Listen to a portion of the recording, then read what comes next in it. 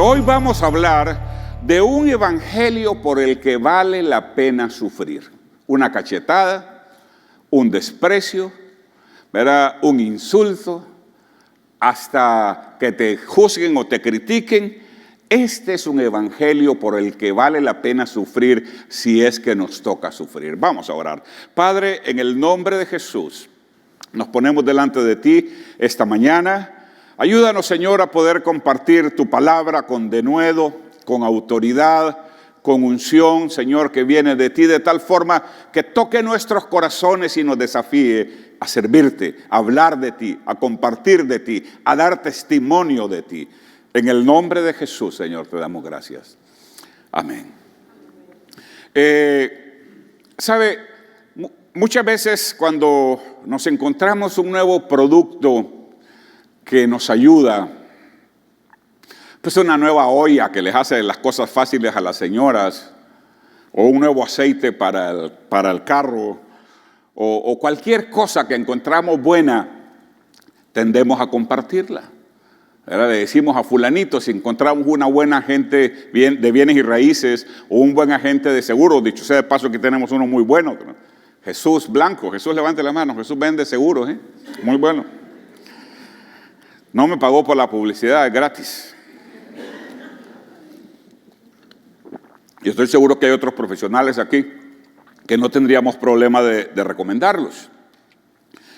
Pero cuando nos toca hablar del evangelio, nos cohibimos, nos da temor, nos da miedito. Y ¿sabe una cosa? Ese miedito es natural, a todos nos pasa. Aún después de 15, 20, 30 años de ser cristianos y de ser pastores, todavía nos da cierta sensación, no de temor, pero como cierto miedo, qué sé yo, porque sabemos que la reacción puede ser diferente, puede ser distinta. Pero tenemos un evangelio tan valioso que si nos tocara sufrir por él, vale la pena sufrir por el evangelio. Y voy a pedirles que leamos en 2 de Timoteo, lo que será nuestra cita del día de hoy. Dice: así que no te avergüences de dar testimonio de nuestro Señor, ni tampoco de mí, que por su causa soy prisionero, dice el apóstol. Al contrario, dice, tú también, con el poder de Dios, debes soportar sufrimientos por el evangelio. Pues Dios nos salvó y nos llamó a una vida santa, no por nuestras propias obras, sino por su propia determinación y gracia. Nos concedió este favor en Cristo Jesús antes del comienzo del tiempo. Y ahora lo ha revelado con la venida de nuestro Salvador Cristo Jesús, quien destruyó la muerte y sacó a la luz la vida incorruptible mediante el evangelio. De este evangelio, dice el apóstol, he sido yo designado heraldo, apóstol y maestro.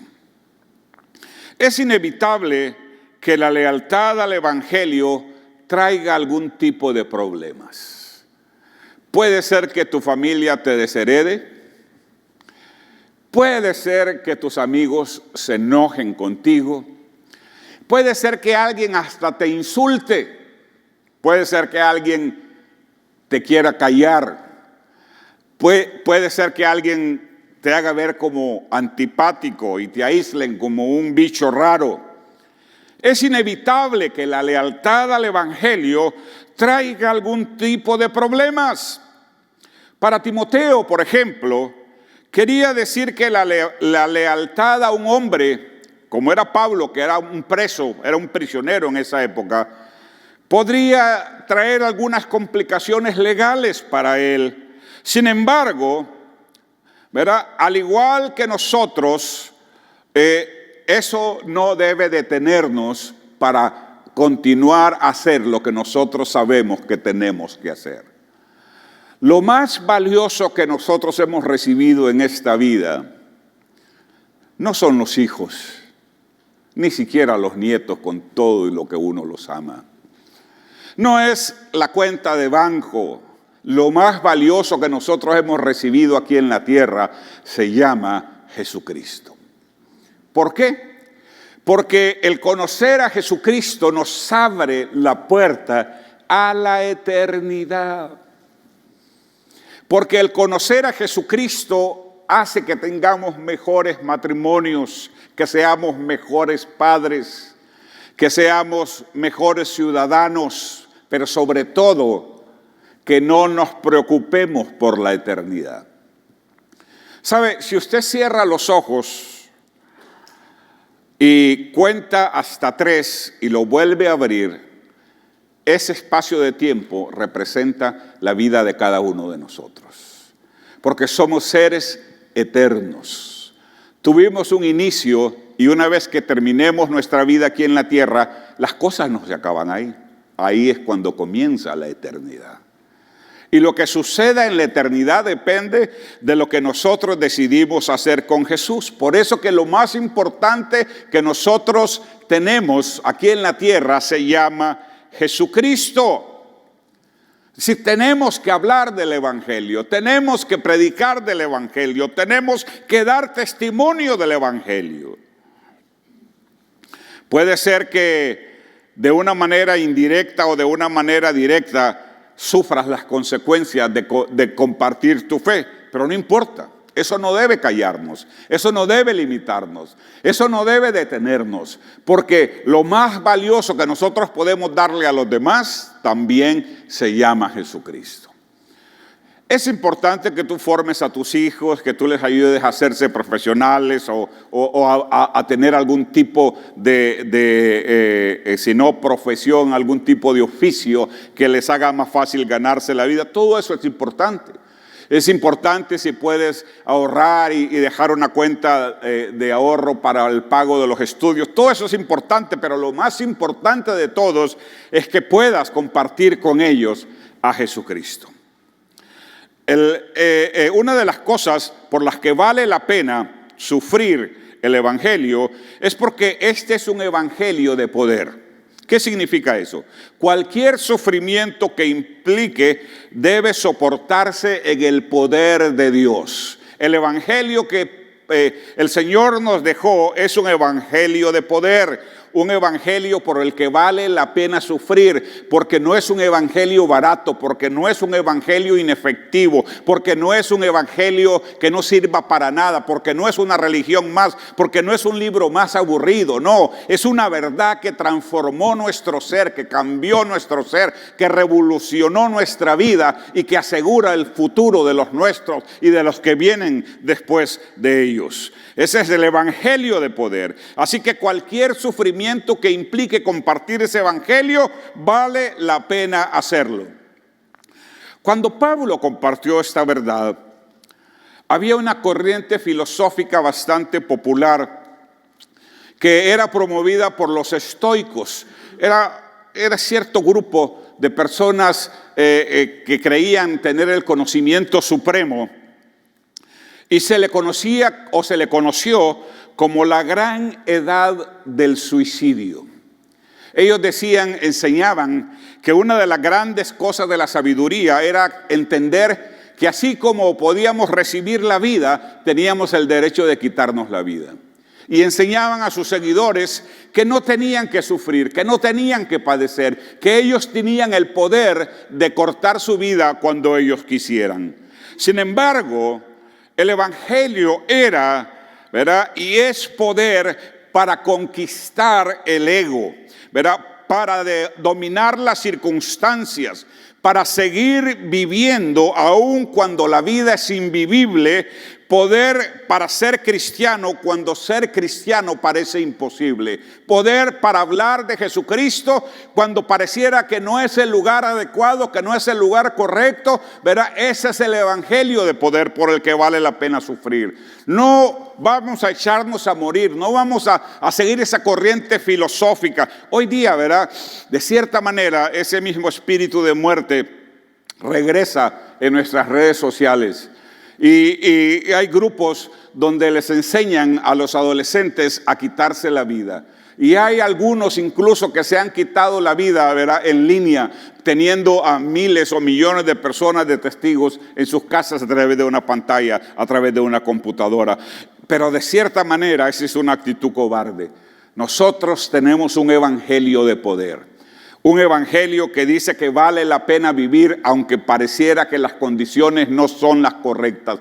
Un evangelio que dice que podemos continuar con esta relación aunque pareciera que no hay salida. Pero siempre hay esperanza, siempre hay la oportunidad de que Dios haga el milagro. Siempre existe la oportunidad de que Dios haga lo que para nosotros parece imposible.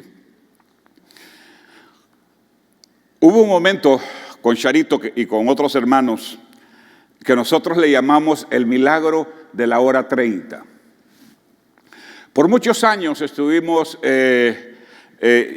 trabajando con un ministerio, llevando adelante un ministerio de matrimonios.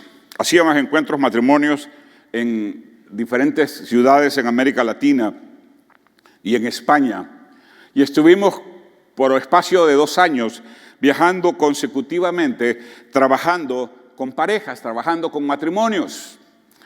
Y vimos muchos milagros que parecían imposibles suceder. Vimos, por ejemplo, el caso de una mujer que tenía el boleto de avión en su cartera para el siguiente lunes irse del país y abandonar a su marido y abandonar a sus hijos porque no aguantaba vivir esa vida. Y la vimos ir. Alguien la invitó a ese encuentro e iban peleados, ni siquiera se asentaron juntos, marido y mujer, ¿verdad? Y en ese encuentro Dios restauró su matrimonio, porque es el poder del evangelio. Vimos otro caso, tenían los papeles de divorcio y estaban a punto de firmarlos, y justo, ¿verdad? Pasó el primer día y no pasó nada, seguían peleados, seguían agarrados de los pelos, ni durmieron juntos siquiera. Pero en la hora 30, cuando faltaban solamente unos pocos minutos para terminar el encuentro, vimos cómo Dios y el evangelio hizo la obra en la vida de esta pareja y se reconciliaron. Recuerdo el caso en una ciudad grande de México de un pastor que estaba a punto de hablar con los líderes de su iglesia para decirles que no podía continuar más con la iglesia porque su matrimonio era un fracaso. Perdón.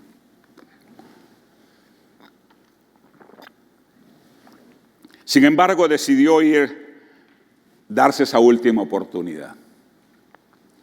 Y en ese tiempo, Dios lo tocó. Y Dios restauró su matrimonio. ¿Por qué? Porque tenemos un evangelio de poder, por el que vale la pena sufrir una cachetada si es necesario. Porque nosotros no predicamos un mensaje barato. Porque nosotros no predicamos una mentira.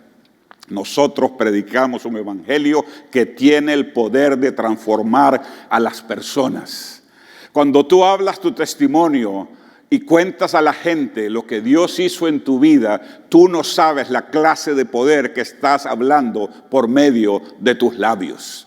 No es una filosofía cualquiera, no es como que están hablando de moda, no es como que están hablando de filosofía o de política. No, cuando tú abres la boca para hablar del evangelio, poder de Dios está saliendo por tus labios y eso está impactando el corazón de las personas que están escuchando. Y tú no sabes, no te imaginas lo que esas palabras pueden hacer en la vida de los demás.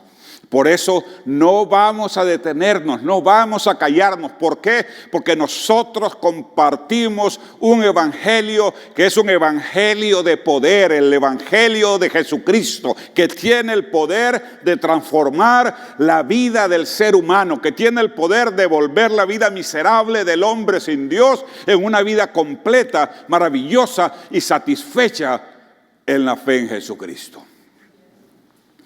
Otra de las cosas es que este es el evangelio de la salvación. Dios es el Dios que nos salva. Es el evangelio de la redención, redención del pecado. Libera al hombre de las cosas que le tienen en sus garras. Le permite romper con los hábitos que le parecen irrompibles. El evangelio es un poder liberador que hace de hombres malos hombres buenos. ¿Sabe?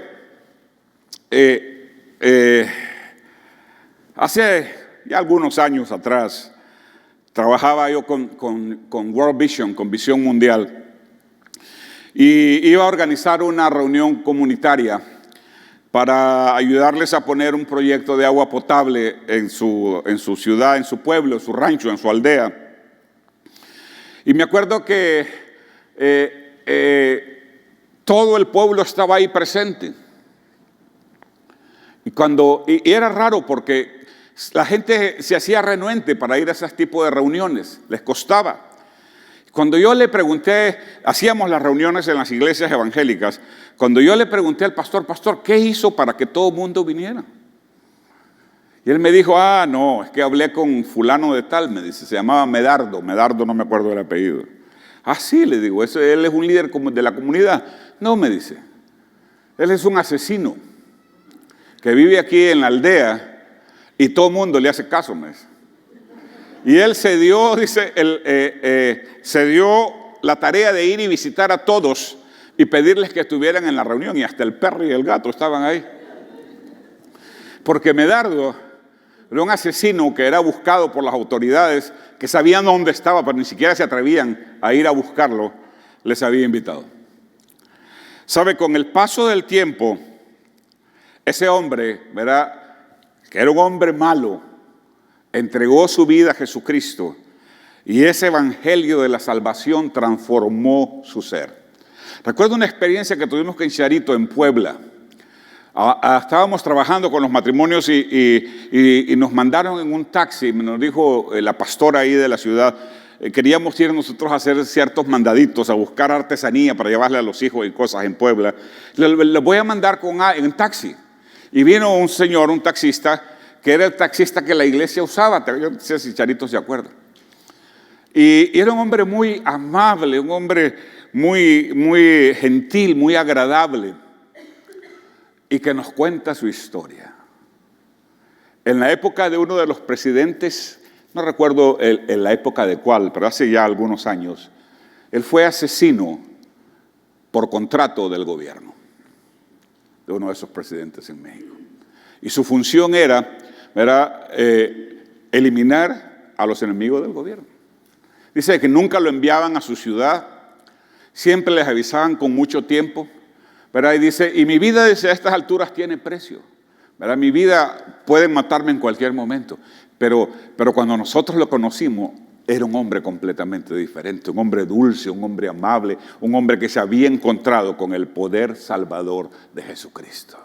A lo mejor tú dices, no, pero es que fulanito es muy malo, o es muy mala, ¿verdad? O no, él nunca va a cambiar. Mira, no subestimes el poder del evangelio, ¿verdad? No subestimes el poder transformador del evangelio, ¿verdad? Es un poder, es el evangelio de salvación que rompe las garras del pecado en la vida del hombre y lo transforma en un ser humano completamente diferente. Y lo hemos visto vez tras vez y vez tras vez y vez tras vez. Así que es un evangelio de salvación, es un evangelio que transforma, por lo cual si hay que sufrir por él, vale la pena sufrir por él. Si hay que pasar vergüenza por él, vale la pena pasar vergüenza por él. Si hay que resistir insultos, vale la pena hacerlo.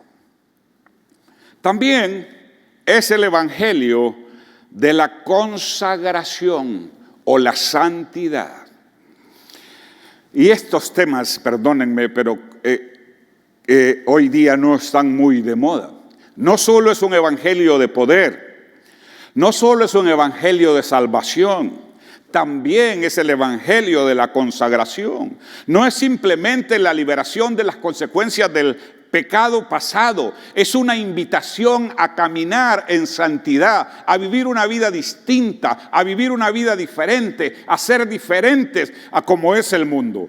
No separados del mundo, pero diferentes a lo que es al mundo. El adicto se rehabilita, la prostituta cambia, se transforma, el infiel se convierte en un buen marido, el sinvergüenza se transforma en alguien decente. El infiel deja de ser infiel, ¿verdad? porque hay algo distinto, hay algo que cambia, hay algo, sucede algo maravilloso. No es que alguien te impone, de ahora en adelante vas a hacer esto, vas a hacer aquello. No es así, ¿verdad? Es el poder transformador del Espíritu Santo que viene y que opera en nuestra vida por medio del Evangelio. El hombre que ha conocido el poder del Salvador del Evangelio es un hombre cambiado en el trabajo, en la manera de divertirse, en el hogar, en el carácter. Es un hombre de palabra, es una mujer de palabra, es alguien en que podemos confiar, porque también es el evangelio de la consagración, es el evangelio de la santidad. Debe haber una diferencia básica, esencial, entre el cristiano y el que no lo es. Porque el cristiano ha obedecido la llamada a caminar la senda de la santidad. Y nosotros como iglesia somos llamados a caminar en esa senda. No, ser santo no significa estar en un nicho, en una pared, ¿verdad? Vestido con un vestuario antiguo. No, ser santo significa vivir una vida apartada para Dios. Santo significa apartado para un determinado propósito. Y en el caso nuestro es santidad, apartados para vivir para Dios. Así que también es el evangelio de la consagración. Es el evangelio del poder, es el evangelio de la salvación, es el evangelio de la consagración que muestra al mundo que somos personas distintas. ¿Qué es lo que más impacta a un ser humano hoy día? Nuestras palabras son importantes, pero nuestros hechos hacen la diferencia. ¿Verdad? Esos hacen la diferencia. Ninguno de nosotros tiene una vida perfecta porque somos seres humanos y mientras estemos aquí en la tierra no va a llegar esa perfección, pero somos diferentes, somos distintos, ¿verdad? No somos los que éramos antes, no somos perfectos, pero somos diferentes. También es el evangelio de la gracia. No es algo que hemos logrado, sino algo que hemos aceptado. Dios no nos llamó para que fuésemos santos, porque fuéramos santos. Nos llamó para que fuésemos santos. El evangelio es el don gratuito de Dios. Él nos ama porque no nos ama porque nosotros lo hayamos merecido. Su amor nos ama movido por la maravillosa generosidad de su corazón. Si tuviéramos que merecer el amor de Dios, como dice en nuestra pantalla, nuestra situación sería desesperada, pero no, Dios nos amó de pura misericordia, es el evangelio de la gracia. Todo lo que tenemos es por fe, lo recibimos por fe, aún la santidad se recibe por fe. No se trata de que cumplas una serie de mandatos y principios, no, simplemente que te sometas a la dirección del Espíritu Santo en tu vida y el Espíritu Santo te va a ir indicando, verás los cambios que debes dar. Y aún no solamente eso, te va a dar la fuerza, te va a dar el deseo, te va a dar el querer, verás la voluntad para hacer esos cambios. Así que es el evangelio de la gracia. No somos salvos porque lo merecemos, no fuimos llamados porque somos santos, no, ¿verdad? Somos llamados para ser santos por la fe, por la obra maravillosa que Cristo hace en nuestro corazón. También es el evangelio del propósito eterno de Dios. Es decir, esto no es parte de una cosa accidental. ¿Dónde estaban ustedes antes de que nacieran? ¿Alguien sabe? ¿Dónde estabas antes de que nacieras?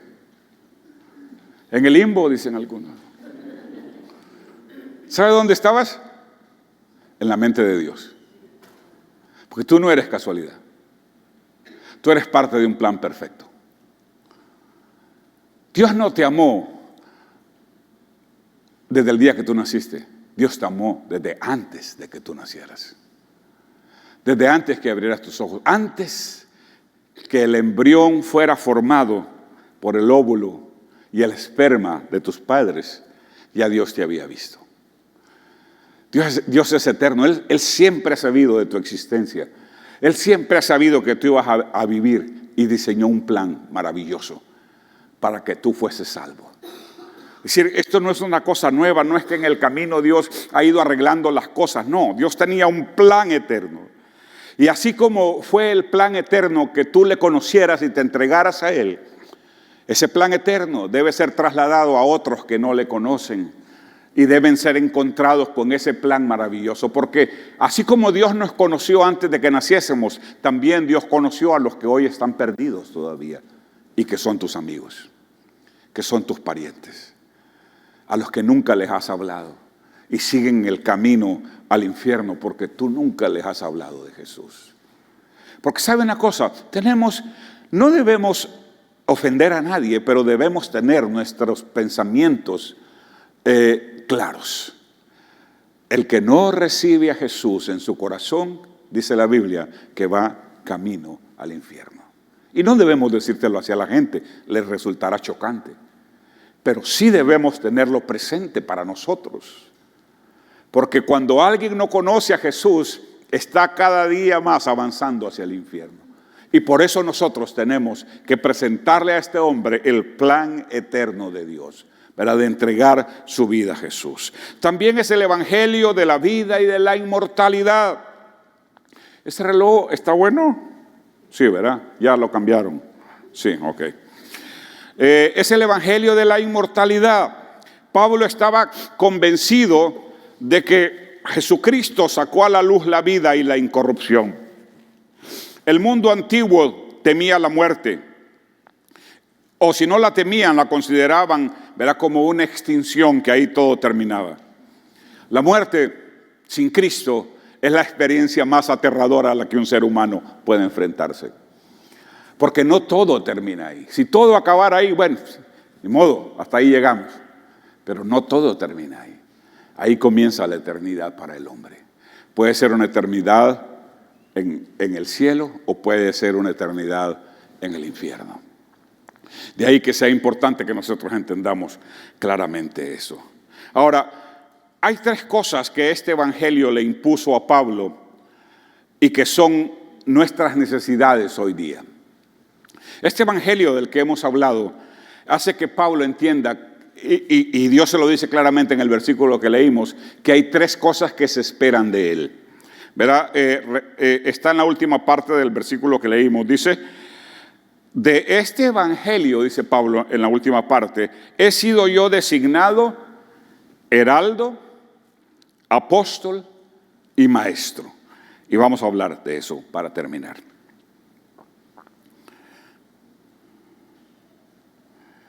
Okay. Primero, le hizo un heraldo. ¿Qué significa eso? Viene del griego kerix, que tiene tres aplicaciones generales. El kerix, o el heraldo, era el que traía el anuncio del rey. Cuando el rey quería dar una noticia, ¿a quién se la daba? Al heraldo, y el heraldo traía la noticia al pueblo. En segundo lugar, el kerix era el emisario cuando dos ejércitos estaban enfrentados, que ofrecía las condiciones de una rendición o de un acuerdo de paz. Esa es la segunda aplicación. Y la tercera aplicación de heraldo o de kerix es el que empleaba un subastador o un mercader para anunciar públicamente sus mercancías e invitar a la gente a venir a comprar. Esas eran las tres funciones de un heraldo. Transmitía el mensaje del rey, era un mediador en los acuerdos de paz y anunciaba lo que alguien quería vender a la gente que estaba necesitada de escuchar. Así es la vida del cristiano hoy en día. Nosotros nos convertimos en heraldos de Jesucristo.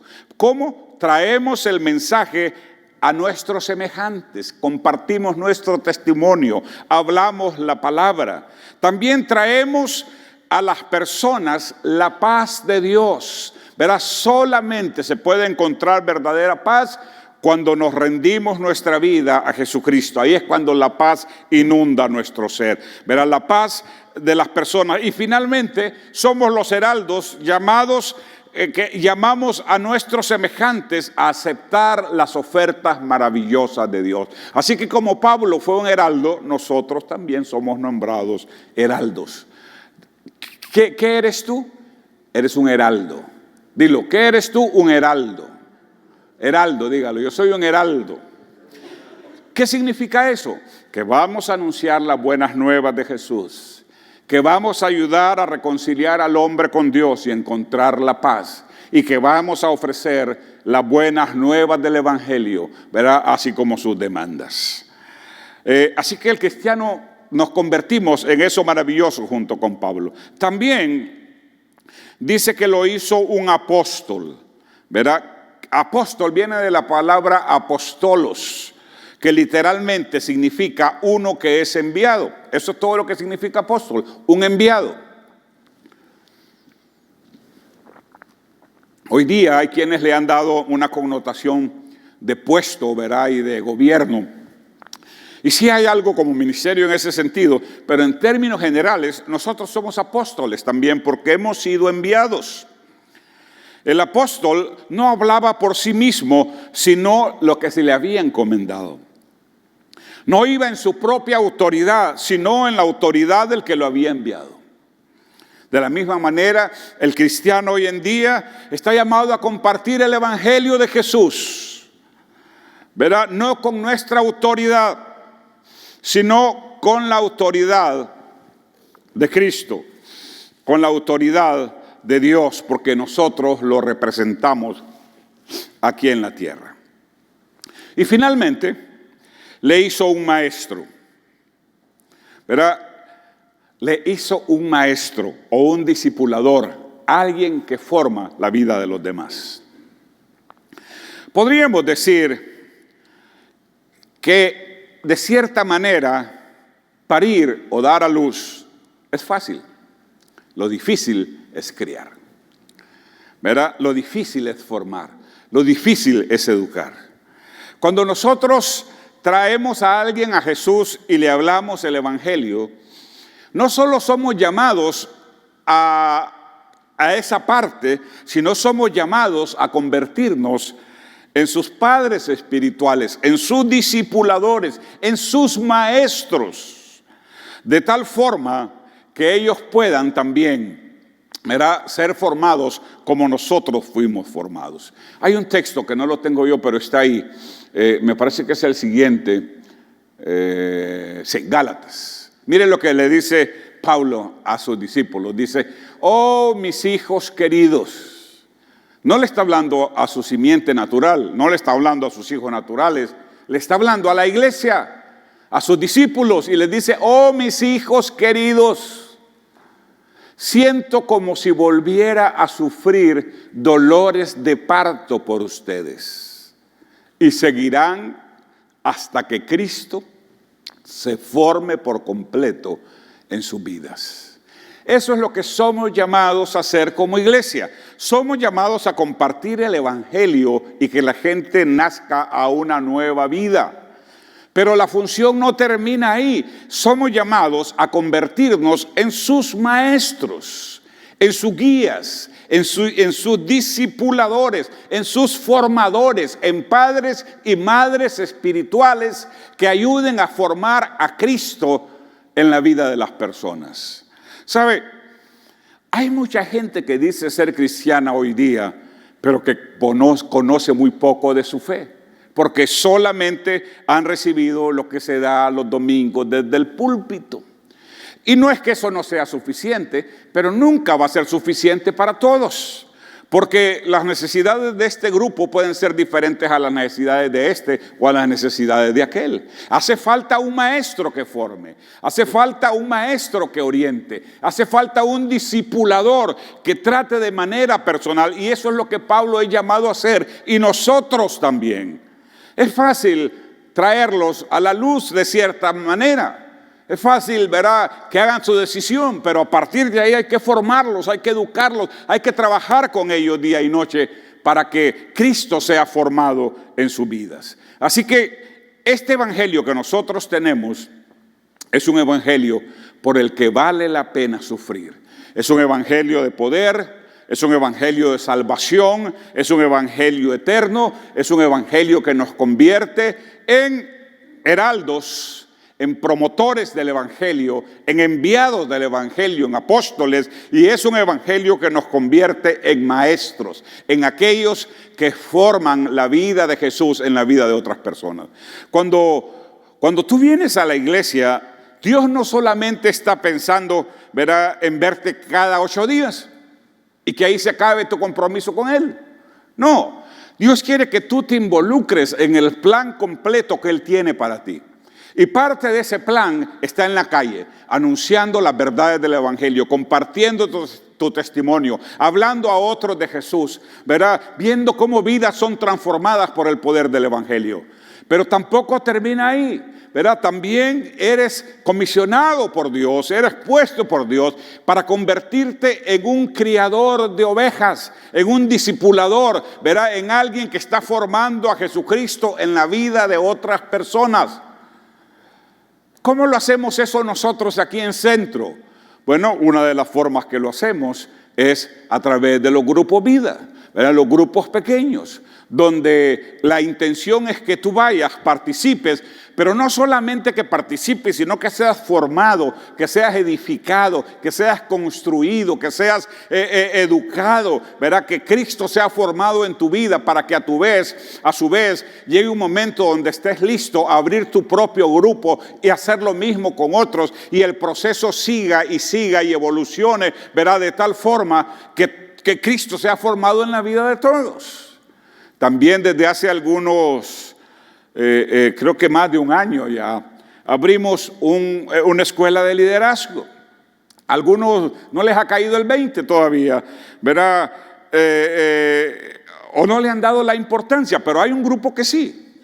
Hay un grupo que por más de un año ha estado viniendo, ¿verdad?, y los hemos estado formando domingo tras domingo, 1 hora cada domingo, compartiendo diferentes temas. ¿Para qué? Para capacitarlos, para prepararlos para la obra del ministerio, ¿verdad?, para que hagan la obra de Cristo, para que formen la vida de otros, ¿verdad?, y de esa manera la iglesia crezca de manera natural, ¿verdad?, de manera saludable, ¿verdad?, y lleguemos al propósito perfecto que Dios tiene para nosotros.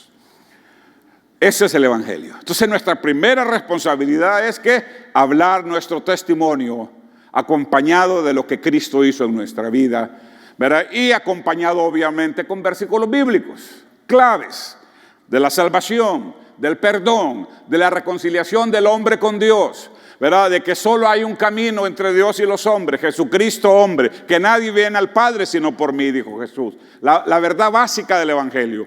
Luego de eso hay que formarlos. La tarea no se acaba ahí.